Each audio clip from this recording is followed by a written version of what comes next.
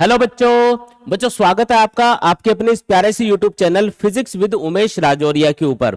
बच्चों आज का जो सेशन है वो आपके लिए बहुत ही ज्यादा इंपॉर्टेंट होने वाला है, क्योंकि आज हम पिछले 20 इयर्स के जो इंपॉर्टेंट एमसीक्यूज है जो 12th बोर्ड एग्जाम में पूछे गए हैं वो हम लोग कवर करने वाले हैं। और चैप्टर है इलेक्ट्रोमैग्नेटिक इंडक्शन, जो कि आपके 12th फिजिक्स का चैप्टर नंबर 6 है।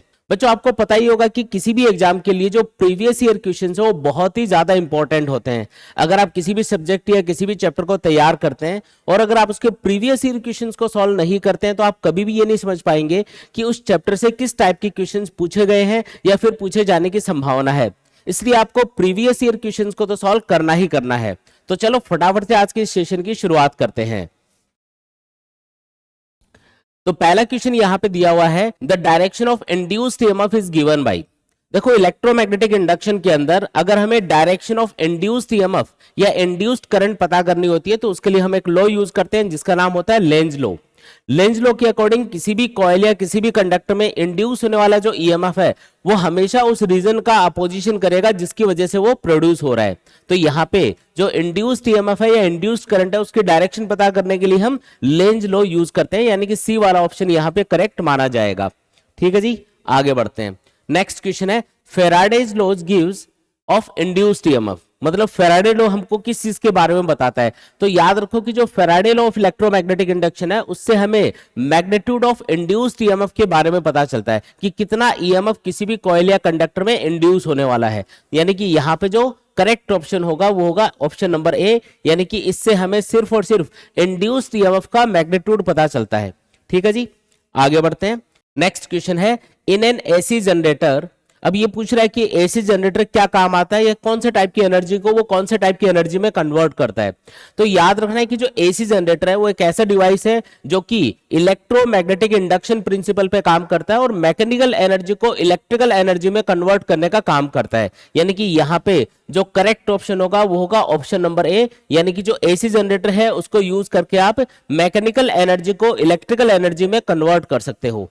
ठीक है जी, आगे बढ़ते हैं। नेक्स्ट क्वेश्चन है, Lenz law is in accordance with the law of.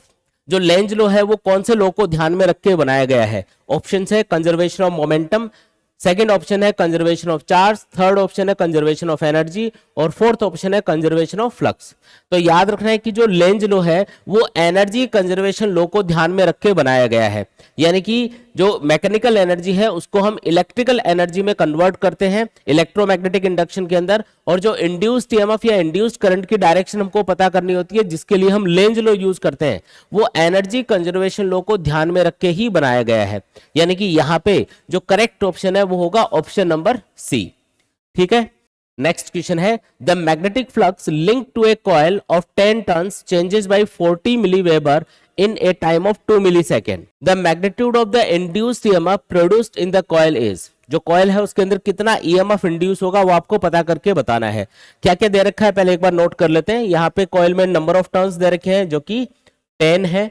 साथ ही आपको बता रखा है कि जो मैग्नेटिक फ्लक्स है वो किस रेट से चेंज हो रहा है या कितना चेंज हो रहा है। तो ये बोल रहा है कि जो मैग्नेटिक फ्लक्स है उसमें जो चेंज आएगा जिसको मैं d5 से रिप्रेजेंट कर रहा हूँ वो है 40 मिली वेबर के बराबर, और इसमें जो टाइम लगेगा वो कितना है 2 मिली सेकेंड के बराबर है। तो इसको मैं dt बोल देता हूं टाइम को, और ये होगा 2 मिली सेकेंड के बराबर। पूछा जा रहा है कि इसमें कितना ईएमएफ इंड्यूस होगा। तो किसी भी कॉइल में जो ईएमएफ इंड्यूस होता है उसका फॉर्मूला होता है E equal to minus N d5 by dt।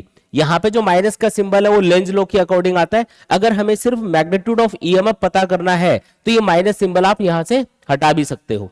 यानी कि जो मैग्नीट्यूड ऑफ इंड्यूस्ड ईएमएफ है वो आ जाएगा, n की वैल्यू यहाँ पे 10 दे रखी है, d5 यानी कि चेंज इन मैग्नेटिक फ्लक्स आपको 40 मिली वेबर बता रखा है, मिली मतलब 10 की पावर -3, और dt की वैल्यू दे रखी है 2 मिली सेकेंड। मिली को आप चेंज करोगे तो ये 10 की पावर -3 लिखा जाएगा। अब यहाँ पे देखो 10 की पावर -3 तो कैंसिल, और ये पूरा सॉल्व करेंगे तो इंड्यूस्ड ईएमएफ का मैग्नीट्यूड अपने पास निकल के आ जाएगा 200 वोल्ट के बराबर। यानी कि यहाँ पे जो ऑप्शन नंबर सी है वो करेक्ट माना जाएगा। जो कॉइल है उसमें 200 वोल्ट का ईएमएफ इंड्यूस होगा। ठीक है, आगे बढ़ते हैं। नेक्स्ट क्वेश्चन है, a square of L metres lie in XY plane in a region where the magnetic field is given by B equal to B naught 2i cap plus 3j cap plus 4k cap Tesla, where b naught is a constant, the magnitude of flux passing through the square in Weber is। जो magnetic flux उस square से पास हो रहा होगा वो आपको calculate करके बताना है। तो यहाँ पे ये एक्स वाई प्लेन की बात कर रहा है, तो थोड़ा सा डायग्राम से समझते हैं इसको, सिचुएशन को डायग्राम से समझते हैं। ये एक्स एक्सिस है, मान लो ये वाई एक्सिस और बोर्ड के परपेंडिकुलर इधर होगी जेड एक्सिस, ठीक है जी। जो स्क्वायर है वो वाई जेड प्लेन में रखा हुआ है, तो ये वाई एक्सिस है और बोर्ड के परपेंडिकुलर इधर जेड एक्सिस होगी, तो वाई जेड प्लेन हुआ ये वाला प्लेन, यानी कि जो स्क्वायर है वो कुछ इस तरीके से रखा गया है, ठीक है। हमें एक चीज पता है कि किसी भी ऑब्जेक्ट के लिए जो एरिया वेक्टर है उसकी डायरेक्शन हमेशा प्लेन के परपेंडिकुलर आउटवर्ड मानी जाती है। तो ये जो स्क्वायर फ्रेम होगा इसका जो एरिया वेक्टर है उसकी डायरेक्शन होगी प्लेन के परपेंडिकुलर आउटवर्ड, यानी कि एक्स एक्सिस के अलोंग, ठीक है जी। अब यहाँ पे एक मैग्नेटिक फील्ड बता रखा है आपको, जो कि है, लिख देते हैं इधर, B equal to B naught into 2i cap plus 3j cap plus 4k cap tesla. और जो एरिया है इस स्क्वायर फ्रेम का वो एरिया भी हम कैलकुलेट कर लेते हैं। एरिया होगा साइड स्क्वायर के बराबर, साइड आपको L मीटर्स बता रखी है, यानी कि इसका एरिया हो जाएगा L स्क्वायर, और डायरेक्शन क्या होगी एरिया वेक्टर की एक्स एक्सिस के अलोंग, इसलिए इसको आई केप से मल्टीप्लाई कर दिया जाएगा। अब हमें इस स्क्वायर फ्रेम से कितना मैग्नेटिक फ्लक्स पास हो रहा है वो कैलकुलेट करके बताना है। मैग्नेटिक फ्लक्स का फॉर्मूला होता है बी डॉट ए, बी की वैल्यू यहां पे लिख देंगे, यह आएगा B naught into 2i cap plus 3j cap plus 4k cap, dot area vector होगा L स्क्वायर आई केप, ठीक है। अब आपको देखो डॉट प्रोडक्ट करना है यहाँ पे, और डॉट प्रोडक्ट में आप जानते हो कि i dot I, j dot j और k डॉट k ये सब 1 के बराबर होते हैं, और i dot j dot k और i डॉट k ये सब क्या होते हैं, ये 0 होते हैं। यानी कि आपको सिर्फ i वाली टर्म को i वाली टर्म से मल्टीप्लाई करना है, क्योंकि j डॉट आई या फिर k डॉट आई करेंगे तो आंसर 0 आएगा। यानी कि यहाँ पे जो आंसर होगा हमारा वो होगा B naught into 2 into L square, और i डॉट आई क्या बन जाएगा 1, यानी कि ये अपना आंसर हो गया 2 बी नॉट एल स्क्वायर अपना फाइनल आंसर होगा। तो सी वाला ऑप्शन यहाँ पे करेक्ट माना जाएगा, यानी कि जो स्क्वायर फ्रेम है उससे जो मैग्नेटिक फ्लक्स पास होगा वो होगा 2 बी नॉट एल स्क्वायर के बराबर, तो सी वाला ऑप्शन यहाँ पे करेक्ट होगा, ठीक है जी।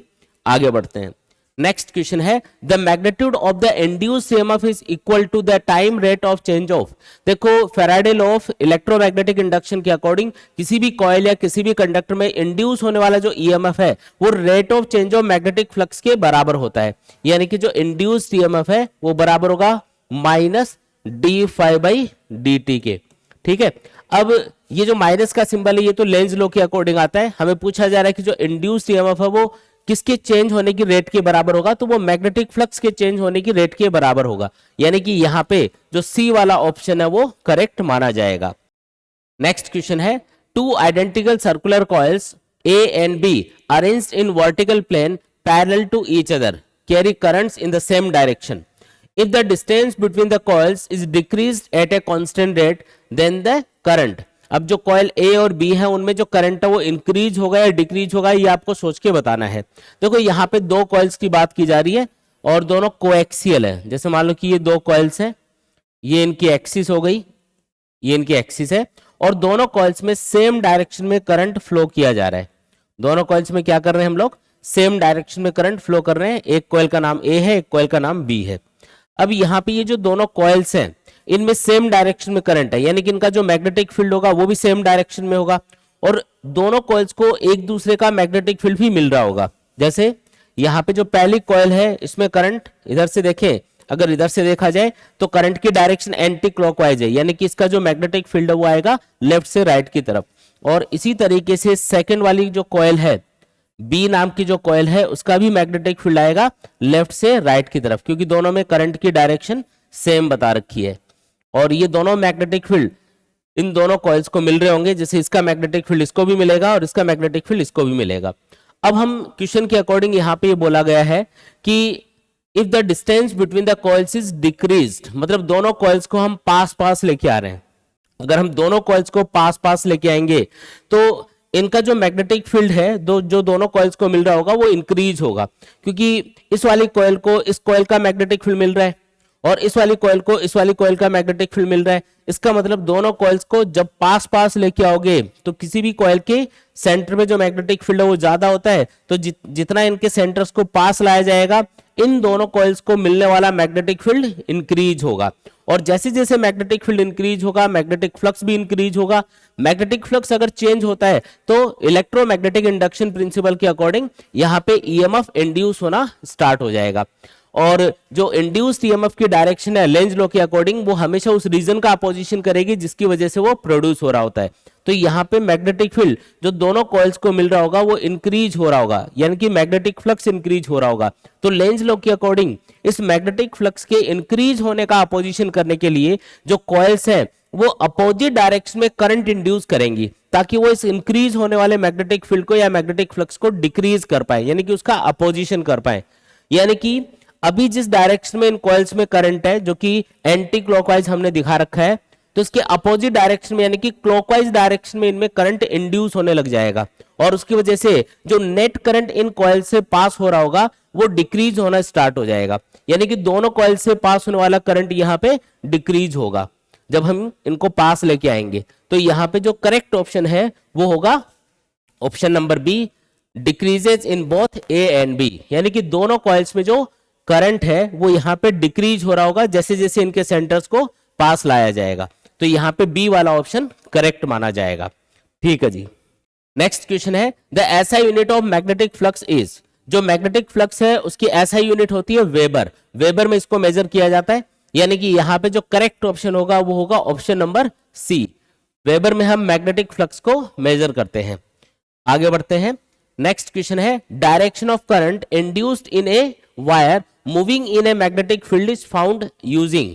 मतलब अगर कोई भी कंडक्टर कोई भी वायर अगर मैग्नेटिक फील्ड के अंदर मूव कर रहा हो, मैग्नेटिक फील्ड के परपेंडिकुलर सपोज करो एक वायर मूव कर रहा है, तो उसमें जो इंड्यूस्ड करंट की डायरेक्शन है अगर वो हमें पता करनी है तो उसके लिए हम कौन से लॉ को यूज करते हैं। जैसे मान लो कि ये कंडक्टर है और ये सपोज करो इस डायरेक्शन में कांस्टेंट वेलोसिटी v से मूव कर रहा है। ये एक वायर है जो v वेलोसिटी से मूव कर रहा है और यहाँ पे जो मैग्नेटिक फील्ड है वो मैंने क्रॉस से बता रखा है। क्रॉस का मतलब होता है मैग्नेटिक फील्ड इस प्लेन के परपेंडिकुलर इनवर्ड डायरेक्शन में होगा।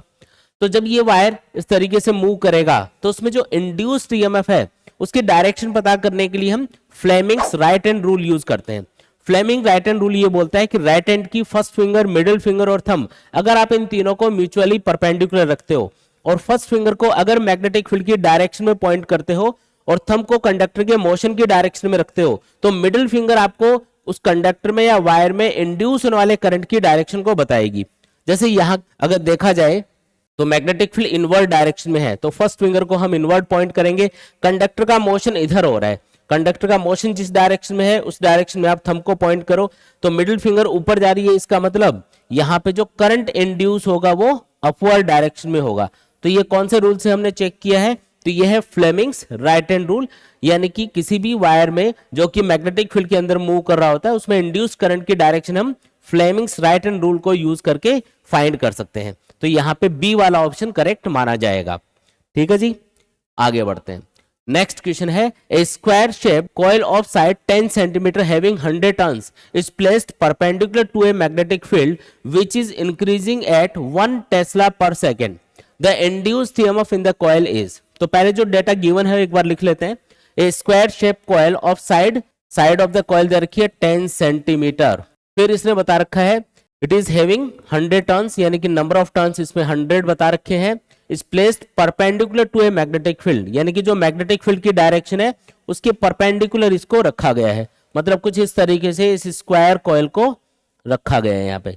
इसके बाद में इसने बोला कि यहाँ पे जो मैग्नेटिक फील्ड है वो किस रेट से चेंज हो रहा है, 1 टेस्ला पर सेकेंड। यानी कि rate of change of magnetic field आपको बता रखा है dB/dt, इसको हम बोलेंगे, जो कि है 1 टेस्ला पर सेकेंड के बराबर।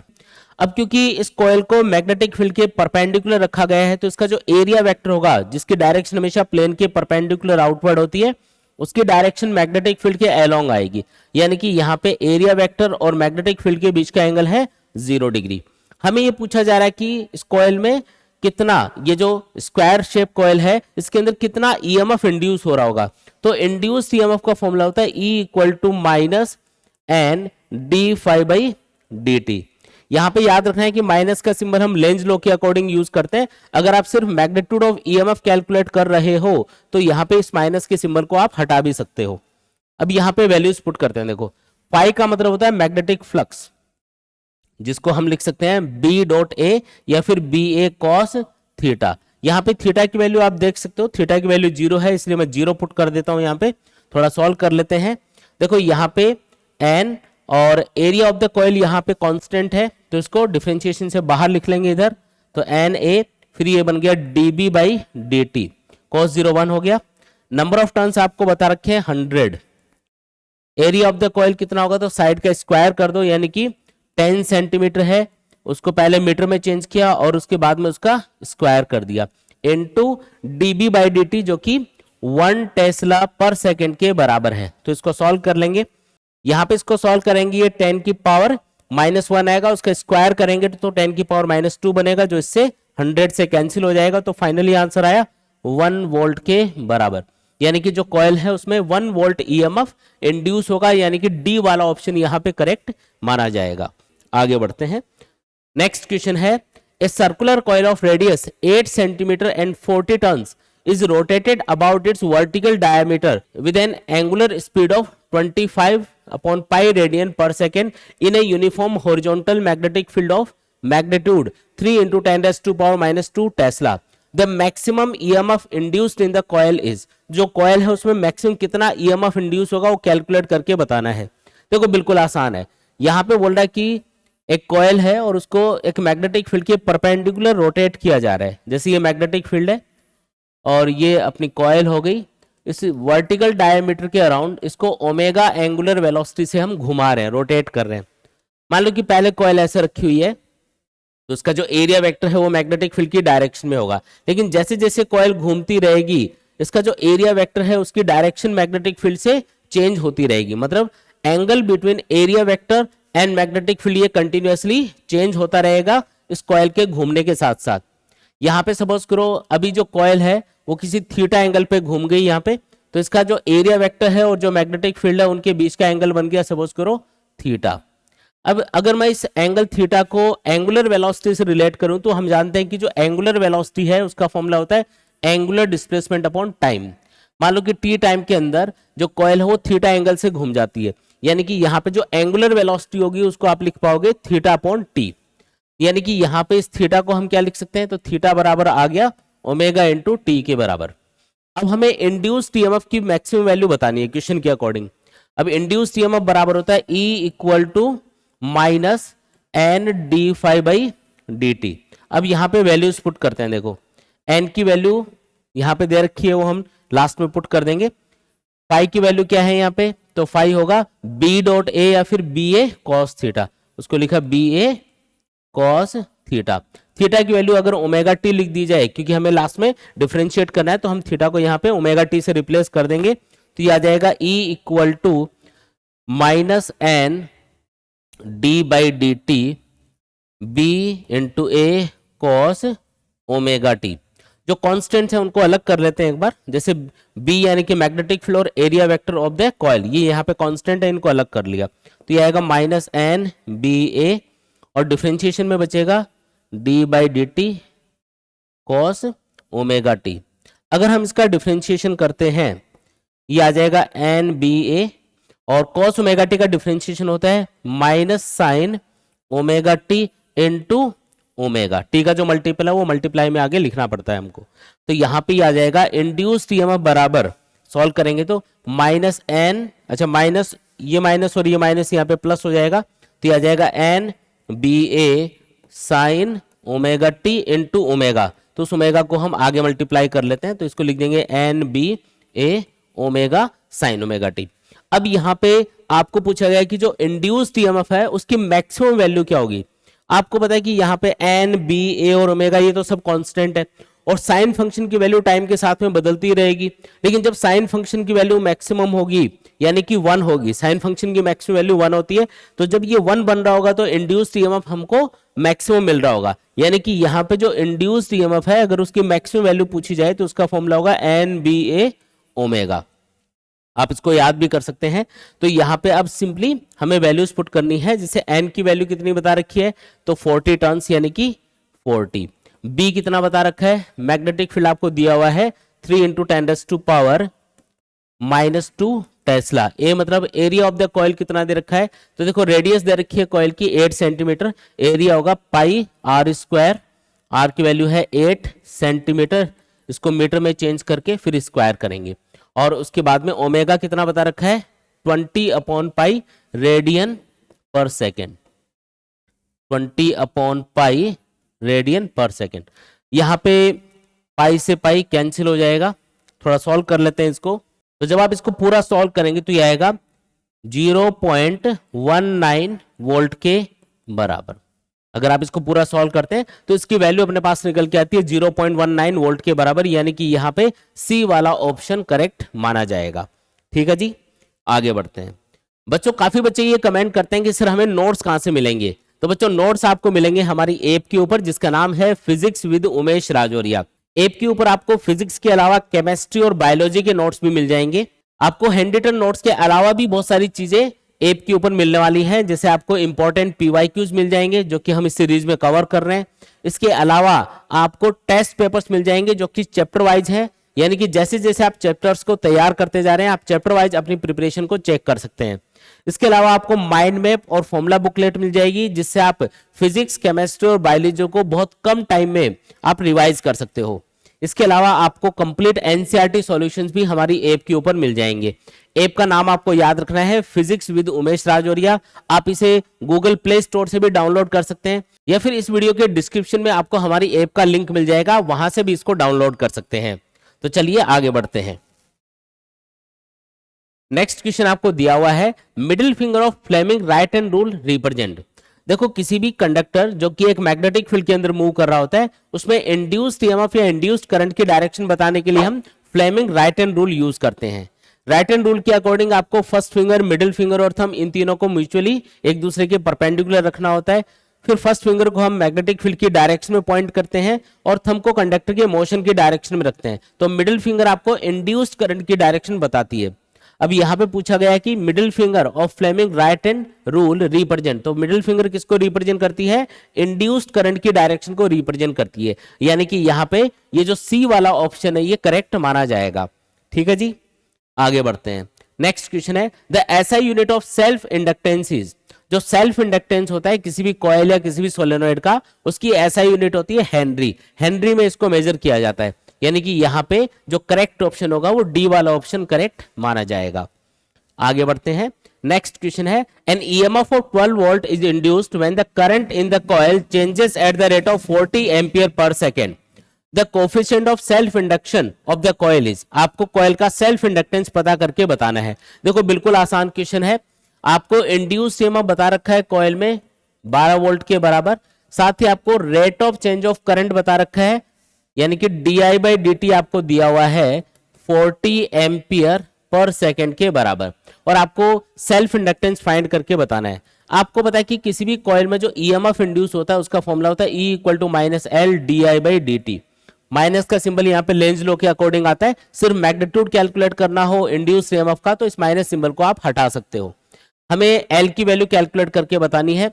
E की वैल्यू यानी इंड्यूस ईएमएफ दे रखा है 12 वोल्ट, L कैलकुलेट करना है, di/dt हमको दे रखा है 40 ampere per second, 40 ampere per second. तो यहाँ पे L की वैल्यू आ जाएगी अपने पास में 12 डिवाइडेड बाई 40, यानी कि ये आ जाएगा 0.3 हेनरी के बराबर।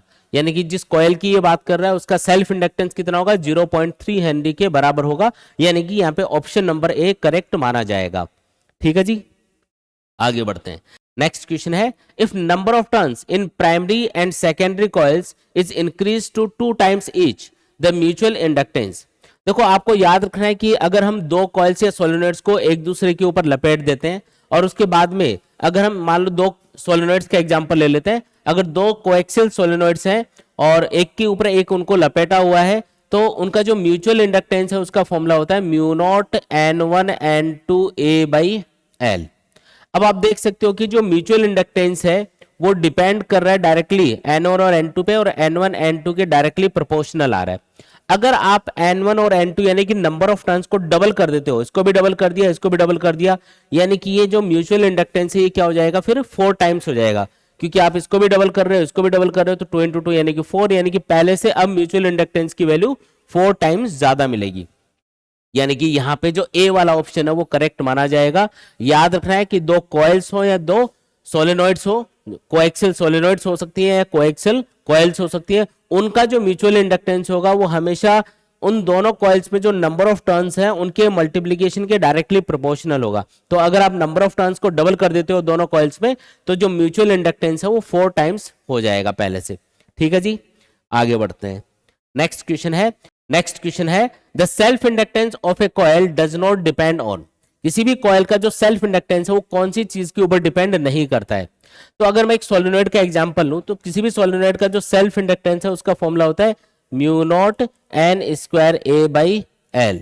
अब अगर कोई भी सोलेनॉइड दे रखी है आपको, तो उसका जो सेल्फ इंडक्टेंस है वो कौन कौन सी चीज पे डिपेंड कर रहा है, तो लेंथ ऑफ द कॉइल पे डिपेंड कर रहा है, या सोलेनॉइड पे डिपेंड कर रहा है, नंबर ऑफ टर्न्स पे डिपेंड कर रहा है, ए का मतलब है cross sectional area of the coil या सोलेनॉइड, उसके ऊपर डिपेंड कर रहा है, और मीडियम के ऊपर भी डिपेंड करता है, क्योंकि अगर आप सोलेनॉइड या कॉइल के अंदर कोई मीडियम रखते हो, आयरन या स्टील की रोड रख देते हो, तो उसकी फिर मैग्नेटिक परमिएबिलिटी की वैल्यू यहाँ पे पुट करनी होती है।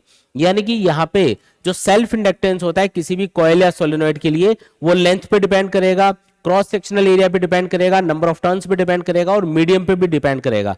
तो कौन सी चीज बच गई यहाँ पे जिसपे डिपेंड नहीं करेगा, तो इन ऑप्शंस को अगर आप ध्यान से देखो तो इसमें बी वाला ऑप्शन है the current on the coil, यानी कि करंट के ऊपर डिपेंड नहीं करेगा। याद रखना है किसी भी कॉइल या सोलेनॉइड का जो सेल्फ इंडक्टेंस है वो उसमें कितना करंट फ्लो किया जा रहा है उसके ऊपर डिपेंड नहीं करता है। तो यहां पे बी वाला ऑप्शन करेक्ट माना जाएगा। ठीक है जी, आगे बढ़ते हैं। नेक्स्ट क्वेश्चन है the working of dynamo is based on the principle of. जो डायनेमो होता है, ये जो एसी जनरेटर होता है, वो कौन से प्रिंसिपल के ऊपर काम करता है। तो याद रखना है कि जो एसी जनरेटर या डायनेमो है वो इलेक्ट्रोमैग्नेटिक इंडक्शन प्रिंसिपल पे काम करता है, जिसमें हम दो मैग्नेट्स के बीच में एक कॉइल को रखते हैं और उस कॉइल को रोटेट करते हैं, जिससे उस कॉइल से पास होने वाला मैग्नेटिक फ्लक्स चेंज होता है और उसके अंदर ईएमएफ या करंट इंड्यूस होना स्टार्ट हो जाता है। यानी कि जो डायनेमो या एसी जनरेटर है वो कौन से प्रिंसिपल पे काम करेगा, वो काम करेगा इलेक्ट्रोमैग्नेटिक इंडक्शन पे काम करेगा। यानी कि यहां पे बी वाला ऑप्शन करेक्ट माना जाएगा। ठीक है जी, आगे बढ़ते हैं। नेक्स्ट क्वेश्चन है the mutual inductance when the magnetic flux changes by 5 into 10⁻⁻2 weber and current changes by 0.01 ampere is. आपको पूछा जा रहा है कि म्यूचुअल इंडक्टेंस की वैल्यू क्या होगी अगर हम करंट को 0.01 एम्पियर से चेंज करते हैं, तो मैग्नेटिक फ्लक्स में चेंज आता है 5 into 10⁻⁻2 वेबर के बराबर। देखो मैग्नेटिक फ्लक्स, म्यूचुअल इंडक्टेंस और करंट, इन तीनों में एक रिलेशन होता है, phi equal to m into I। हमको m की वैल्यू पूछी जा रही है। देखो अगर हम करंट को चेंज करेंगे तो मैग्नेटिक फ्लक्स चेंज होगा। तो अगर मैं इसको चेंज के टर्म्स में लिखूं तो उसको ऐसे लिखा जा सकता है, जब करंट को चेंज किया जाएगा डेल्टा I से, तो मैग्नेटिक फ्लक्स चेंज होगा डेल्टा phi से। m यहां पे कांस्टेंट रहेगा, m को हम बोलते हैं म्यूचुअल इंडक्टेंस। तो जब आप करंट को डेल्टा I से चेंज करोगे तो मैग्नेटिक फ्लक्स डेल्टा phi से चेंज हो जाएगा। हमें म्यूचुअल इंडक्टेंस फाइंड करना है, यानी कि हम लिख सकते हैं delta phi upon delta I। ठीक है जी, अब डेल्टा phi यानी कि चेंज इन मैग्नेटिक फ्लक्स आपको बता रखा है 5 into 10⁻⁻2 वेबर, और चेंज इन करंट आपको बता रखा है 0.01 एम्पियर। तो m की वैल्यू अपने पास निकल के आ जाएगी। अगर हम इसको सॉल्व करें, देखो ये 0.01 का मतलब 10⁻⁻2, तो ये कैंसिल हो जाएगा, आंसर आएगा 5 हेनरी। यानी कि जो म्यूचुअल इंडक्टेंस है उसकी वैल्यू क्या होगी, 5 हेनरी के बराबर होगी। यानी कि सी वाला ऑप्शन यहाँ पे करेक्ट माना जाएगा। ठीक है जी, आगे बढ़ते हैं। नेक्स्ट क्वेश्चन है ए 2 meter long solenoid with radius 2 centimeter and 2000 tons has a another solenoid of 1000 tons wound closely near its midpoint. The mutual inductance of the solenoid is। देखो यहाँ पे दो कोएक्सियल सोलेनॉइड्स की ये बात कर रहा है, और दो कोएक्सियल सोलेनॉइड्स के लिए आपको याद रखना है कि जो म्यूचुअल इंडक्टेंस है उसका फॉर्मूला होता है mu naught N1 N2 A by L।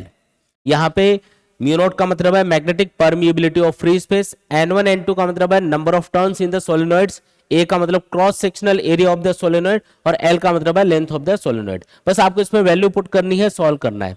Mu naught की वैल्यू होती है 4 पाई इंटू 10⁻⁻7, N1 N2 कितना होगा, तो दे रखा है एक सोलेनोइड में 2000 टन है, दूसरी में 1000 टन है, तो 2000 इंटू 1000 कर देंगे इसको।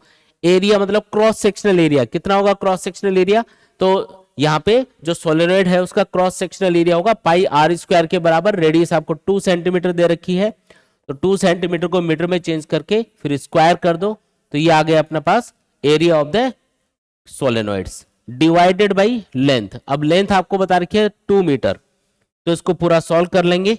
यहाँ पे ये 2 से एक 2 उड़ा देते हैं, तो जब हम इसको पूरा सॉल्व करेंगे तो ये आएगा 16 पाई स्क्वायर इंटू 10⁻⁵। थोड़ा और सॉल्व कर लेते हैं इसको। देखो यहाँ पे पाई स्क्वायर की वैल्यू लगभग 10 के बराबर होती है, तो आप इसको लिख सकते हो 16 इंटू 10⁻⁴, और हेनरी में इसको मेजर किया जाता है म्यूचुअल इंडक्टेंस को, तो 16 इंटू 10⁻⁴ हेनरी अपना आंसर है। अब थोड़ा सा इसको मिली हेनरी में अगर कन्वर्ट करना हो तो मिली का मतलब होता है 10⁻⁻3, तो इसको आप ऐसे भी लिख सकते हो 1.6 इंटू 10⁻⁻3 हेनरी, यानी कि यहाँ पे जो बी वाला ऑप्शन है ये करेक्ट माना जाएगा। यहाँ पे जो दोनों जो सोलेनोइड्स हैं कोएक्सियल सोलेनोइड्स, उनका जो म्यूचुअल इंडक्टेंस होगा वो 1.6 मिली हेनरी के बराबर होगा। ठीक है जी, आगे बढ़ते हैं। नेक्स्ट क्वेश्चन है, a metallic rod of length L is placed normal to the magnetic field B and revolved in circular path about one of the ends with angular speed omega. The potential difference across the ends will be. तो आपको बताना है कि उस road के दोनों ends के बीच में कितना पोटेंशियल डिफरेंस डेवलप होगा। तो याद रखो कि अगर आप किसी भी रोड को मैग्नेटिक फील्ड के परपेंडिकुलर रोटेट करते हो, क्या करते हो, उसको मैग्नेटिक फील्ड के परपेंडिकुलर घुमाते हो, कुछ इस तरीके से एक एंड को यहाँ पे फिक्स कर दिया और दूसरे एंड को हम इस तरीके से घुमाएंगे, और इसकी एंगुलर वेलोसिटी अगर ओमेगा है तो इसके दोनों एंड्स जो होंगे, जैसे ये O पॉइंट मान लो, ये P पॉइंट मान लो, तो O और P पॉइंट के बीच में जो पोटेंशियल डिफरेंस डेवलप होगा या जो EMF इंड्यूस होगा उसका फॉर्मूला होता है E = BL² ओमेगा बाई 2। तो ये फॉर्मूला हम उसके लिए यूज करते हैं। तो यहाँ पे जो करेक्ट ऑप्शन है वो होगा option number C, 1/2 BL² omega. इतना EMF इस रोड के दोनों सिरों के बीच में इंड्यूस होगा। ठीक है जी, आगे बढ़ते हैं। नेक्स्ट क्वेश्चन है, a coil of area of cross section 0.5 meter square is placed in a magnetic field acting normally to its plane. The field varies as B = 0.5 t square plus 2t, where B is in Tesla and t in second. The EMF induced in the coil at t = 1 second is। तो t = 1 second के ऊपर coil में कितना EMF induce होगा ये आपको calculate करके बताना है। यहाँ पे बोला गया है कि जो कॉइल है उसको मैग्नेटिक फील्ड के परपेंडिकुलर रखा गया है। जैसे ये मैग्नेटिक फील्ड है तो इसके परपेंडिकुलर कॉइल को रखा गया कुछ इस तरीके से, और इस कॉइल का जो एरिया वेक्टर होगा वो आप देखोगे कि इस कॉइल के प्लेन के परपेंडिकुलर आएगा, यानी कि मैग्नेटिक फील्ड की डायरेक्शन में आएगा, यानी कि एरिया वेक्टर और मैग्नेटिक फील्ड के बीच का एंगल हो गया यहाँ पे 0 डिग्री। आपको कॉइल में कितना EMF इंड्यूस होगा वो कैलकुलेट करके बताना है। तो इंड्यूस EMF का फॉर्मूला होता है, अगर हम इसका मैग्नीट्यूड फाइंड करें तो ये होता है d∅/dt के बराबर। यहाँ पे फाई का मतलब है मैग्नेटिक फ्लक्स, जिसका फॉर्मूला होता है B.A या फिर BA cos थीटा, तो हम लिख देंगे BA cos थीटा। थीटा आप देख सकते हो 0 डिग्री है, तो 0 डिग्री पुट कर देंगे। यहाँ पे area of the coil constant है जो भी है, तो A को हम बाहर लिख देंगे, ये बन जाएगा dB/dt। cos 0 की वैल्यू यहाँ पे 1 हो गई। अब हम इसमें वैल्यूज पुट करेंगे। देखो E = A की वैल्यू है, यानी कि एरिया दे रखा है 0.5 मीटर स्क्वायर। dB/dt का मतलब है कि जो मैग्नेटिक फील्ड आपको दिया हुआ है क्वेश्चन में, आपको उसका डिफरेंशिएशन करना है। तो 0.5 यहाँ पे कांस्टेंट है एज इट इज लिखा, और t स्क्वायर का डिफरेंशिएशन हो जाएगा टाइम के रेस्पेक्ट में 2t प्लस, और इस 2t का हो जाएगा 2 कांस्टेंट है, t का हो जाएगा 1, यानी कि 2 आ जाएगा। अब हमें कब पूछा है induced EMF at t = 1 second, तो इंड्यूस्ड EMF आ जाएगा 0.5 इंटू, देखो यहाँ पे t की वैल्यू 1 पुट करेंगे तो ये 2 × 1 × 0.5 यानी कि 1 बन गया, प्लस 2 यानी कि आ गया 3 इंटू यानी कि आ जाएगा 1.5 वोल्ट के बराबर, यानी कि जो इंड्यूस्ड EMF होगा इस कॉइल के अंदर वो 1.5 वोल्ट के बराबर होगा। मतलब सी वाला ऑप्शन यहाँ पे करेक्ट माना जाएगा। ठीक है जी, आगे बढ़ते हैं। नेक्स्ट क्वेश्चन है, an aluminium ring B faces an electromagnet A, which of the following statement is correct. तो इनमें से कौन से स्टेटमेंट करेक्ट होगा, पहला ऑप्शन है if I increases A will repel B, if I decreases A will repel B. Third है if I increases A will attract B. और फोर्थ है वेदर आई इंक्रीजेज और decreases B will not experience any force. अब properly check करते हैं कि अगर current को इंक्रीज किया जाए या डिक्रीज किया जाए तो उससे जो ये रिंग पास में रखी हुई है ये अट्रैक्ट होगी या रिपेल होगी, वो हम पता करेंगे। तो पहले हम मान लेते हैं कि हम करंट को इंक्रीज कर रहे हैं। अब इंक्रीज करने से क्या फर्क पड़ेगा? देखो यहाँ पे इस सोलेनॉइड के अंदर एक करंट फ्लो किया जा रहा है, उस करंट की डायरेक्शन हमने यहाँ पे दिखा रखी है। मान लो कि इस तरीके से इस सोलेनॉइड के अंदर एक करंट फ्लो हो रहा है। अब इस करंट की वजह से एक मैग्नेटिक फील्ड भी बनेगा यहाँ पे। ये सपोज करो इसका मैग्नेटिक फील्ड है, जिसकी डायरेक्शन आप राइट एंड थंब रूल से पता कर सकते हो। जिस डायरेक्शन में इस सोलेनॉइड में करंट है उस डायरेक्शन में राइट एंड फिंगर्स को घुमा लो, थंब आपको मैग्नेटिक फील्ड की डायरेक्शन बताएगा। यानी कि यहाँ पे जो मैग्नेटिक फील्ड आएगा वो किधर आएगा?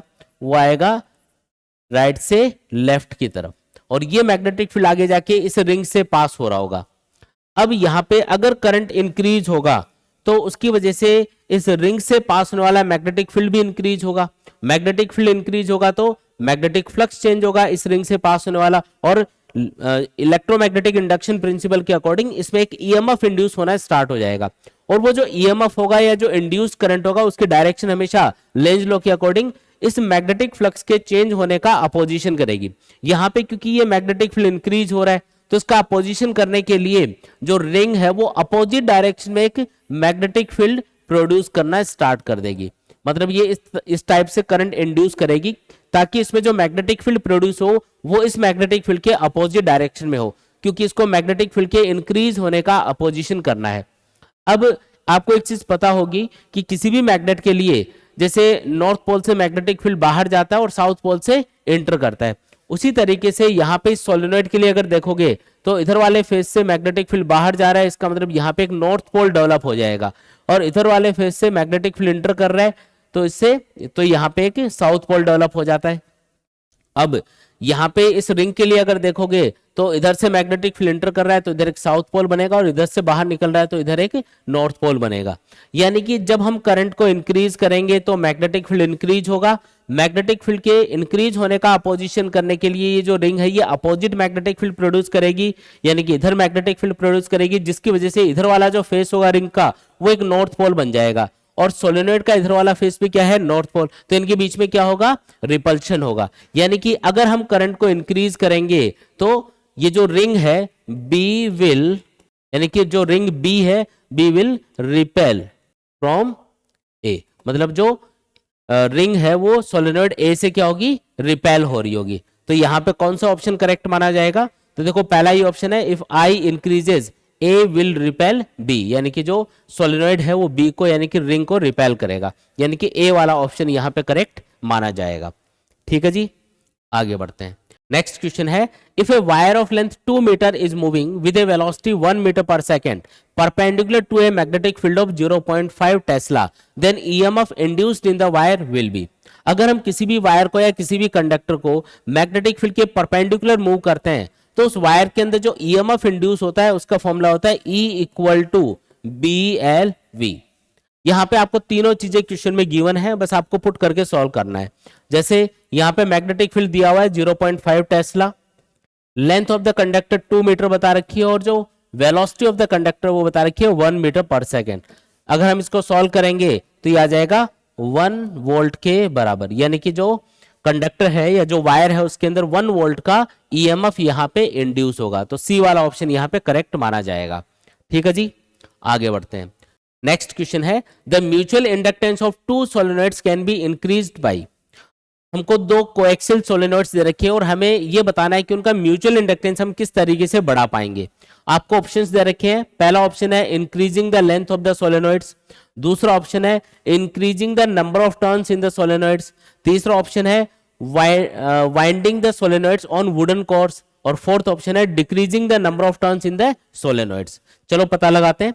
देखो 2 कोएक्सियल सोलेनॉइड्स के म्यूचुअल इंडक्टेंस का फॉर्मूला होता है mu naught N1 N2 A by L। ठीक है जी, अगर आपको म्यूचुअल इंडक्टेंस को इंक्रीज करना है तो या तो आप नंबर ऑफ टर्न्स को इंक्रीज करो दोनों सोलेनॉइड्स में, या उसका क्रॉस सेक्शनल एरिया इंक्रीज करो, या लेंथ को डिक्रीज करो। या फिर किसी मैग्नेटिक मटेरियल को जिसकी मैग्नेटिक परमिएबिलिटी म्यू नॉट से ज्यादा हो, उसको आप सोलेनोइड्स की एक्सिस के अलोंग यानी कि उनके अंदर रख दो, उससे भी आप म्यूचुअल इंडक्टेंस को बढ़ा सकते हो। तो यहाँ पे जो करेक्ट ऑप्शन होगा वो होगा option number B. By increasing the number of turns in the solenoids we can increase the mutual inductance of the solenoids. ठीक है जी, तो बी वाला ऑप्शन यहाँ पे करेक्ट माना जाएगा। आगे बढ़ते हैं। तो बच्चों आज के सेशन में हमने चैप्टर नंबर 6 इलेक्ट्रोमैग्नेटिक इंडक्शन से रिलेटेड जितने भी 20 इयर्स के इंपॉर्टेंट एमसीक्यूज है जो बोर्ड एग्जाम में पूछे गए हैं उनको हमने कवर किया है। नेक्स्ट सेशन के अंदर हम चैप्टर नंबर 7 अल्टरनेटिंग करंट से रिलेटेड जितने भी 20 इयर्स के इंपॉर्टेंट एमसीक्यूज हैं वो हम लोग सॉल्व करेंगे। तो मिलते हैं एक नए सेशन के अंदर, तब तक के लिए take care and good bye.